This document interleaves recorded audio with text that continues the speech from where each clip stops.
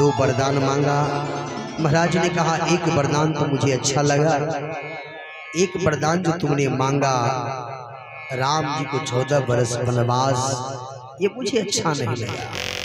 राम जी को राज्य का लोभ नहीं, सब लोग उन्हें साधु कहते हैं। साधु को राज्य का लोभ नहीं होता, धन दौलत का लोभ नहीं होता।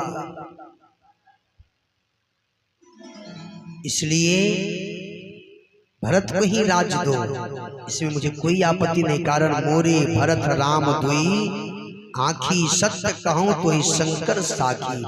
मैं भगवान शंकर की साक्षी देकर कहता हूं कि भरत और राम ये दोनों मेरे आंखें हैं, ये दोनों मेरे आंखें हैं। और आंखें दोनों ही सबको अपने अपने प्यारे होते हैं। इसलिए राम जी को वन में क्या काम है, राम जी को वनवास मत दो, भरत को ही राज्य दो, इसमें मुझे कोई आपत्ति नहीं। लेकिन कैकेयी माता ने कहा नहीं, दो वरदान जो है वो तो दोनों ही देना पड़ेगा। नहीं देना है सो भी कहिए, देना है सो भी कहिए। नहीं देना है तो अपयश लीजिए, और दीजिएगा तो सत्य को निभाइए। और रकुल रीत सदा चली आई, प्राण जाए पर वचन न जाए। वचन के ही कारण सभी दधीची हरिचंद्र सब संकट सहे। आप मान लीजिएगा, वचन वापस ले लीजिए, अपयश लीजिए, दानी भी कहाइएगा और कंजूसी भी करिएगा तो होगा। हंसना और रोना दोनों एक साथ होता है। हंसब ठठाए फुलाओ गाली, बहुत सुंदर संवाद हुआ। संवाद होते होते सुबह हुई। सुमंत्र जी द्वार पर आए, फाट गुन गाने वाले गीत गा रहे हैं। सबने सोचा कि महाराज पिछले पहर जाग जाते थे, आज कारण क्या है। सुमंत्र जी से कहा कि जाओ देखो महाराज किस कारण से नहीं जागे।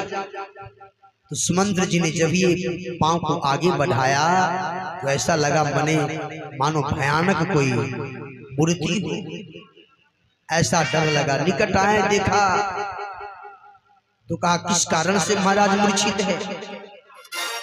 तो कहा कि परई न राजन निंदन सी हेतु जान जगदीश, राम राम रटि भोर किए कहूं न मरम महीश। ये तो यही जाने मरम, राम राम करके सवेरा हो गया।